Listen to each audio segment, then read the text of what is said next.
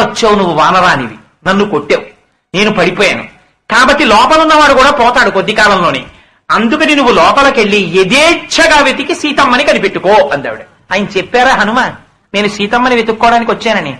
మరి ఎలా చెప్పింది లంక అంటే, వానరుడు రావడం అంటే ఏనాడు వా నరహ మనిషా అనిపించేటట్టుగా భగవత్ శబ్దాన్ని చెప్పగలిగినటువంటి ఒక గొప్ప భక్తుడు చెప్పినటువంటి మాట చెవిన పడుతుందో ఆనాడు దేహాత్మాభిమానం తగ్గుతుంది.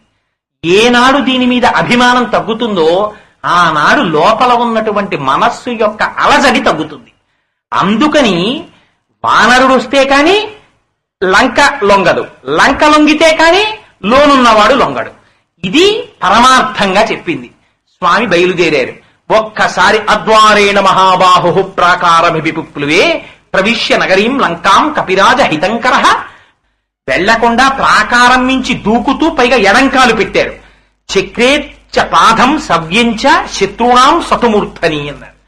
ఎడంకాలు పెట్టి దిగితే అద్వారంగా అంటే ద్వారంలోంచి వెళ్లకుండా గోడ మించి దిగితే శత్రువు యొక్క శిరస్సు మీద పాదం పెట్టి దిగినట్టు. అలా దిగడం చేత శత్రువు యొక్క హానిని సంకేతిస్తున్నారు. అందుకని రావణాసురుడు ఓడిపోతాడు, హనుమ నెగ్గుతారని చెప్పడం కోసమని ఆ ప్రాకారం మించి లోపలికి దిగారట. దిగి స్వామి అన్వేషణ ప్రారంభం చేశారు. ఇంకక్కడి నుంచి ఆ లంకాపట్టణంలో వెతుకుతున్నారు. లంకలో ఏముంటుంది? ప్రసాదమాలావితాం స్తంభై కాంచరరాజితై శాతకుంభమై శృంగై గంధర్వ నగరోపమాం. బంగారంతో కట్టినటువంటి మేడలు, వాటికి స్తంభములకి నవరత్నములను తాపడం చేశారు. వజ్రములతోటి వైఢూర్యములతోటి జాలు కట్టారు. ఎక్కడ చూసినా పగడములని వాటిని తాపడం చేశారు. ఇంద్రనీలమణులతో అరుగులు కట్టారు.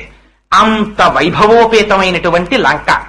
ఇలాంటి వాటిని చూస్తూ నాకు ఇది కాదు, నాకు సీతమ్మ కావాలని వాటిని విడిచిపెట్టి తిరుగుతున్నారు స్వామి. అది విచిత్రం లంకాపట్టణంలో అని. ఎంత డాబుగా ఉందిరా ఈ లంక. ఎక్కడుంటుందండి లంక? అవన్నీ ఎక్కడుంటాయి? ఎవడి చెయ్యి వాడికి అందం. నా చెయ్యి, నా అరిచి చూసారా మేస్టారు, చాలా ఎర్రగా ఉంటుందండి అంటాడు. నా వేళ్లు చూసారా ఎంత పొడుగో? ఇదే ప్రసాదమాలా వితతాం స్తంభై కాంచనరాజితై. ఎవడి రంగు వడికింపు, ఎవడి పొడుగు వడికింపు, ఎవడి పొట్టి వడికింపు, ఎవడి లావు వడికింపు, ఎవడి సొంపు వడికింపు, ఎవడిది వాడికి నేను చాలా అసహ్యంగా ఉంటానని బెంగట్టుకుని ఉంటాడు ఎవడైనా? ఎవడు ఉండడు. ఎవడి మానాన వాడికి నేను మహాందగాడిని సంతోషం. అందుకని ప్రసాదమాలా వితతాం స్తంభై కాంచనరాజితై. అందుకని ఆ లంకాపట్టణం ఎక్కడ చూసినా బంగారు మేడలతో ఉందిటే.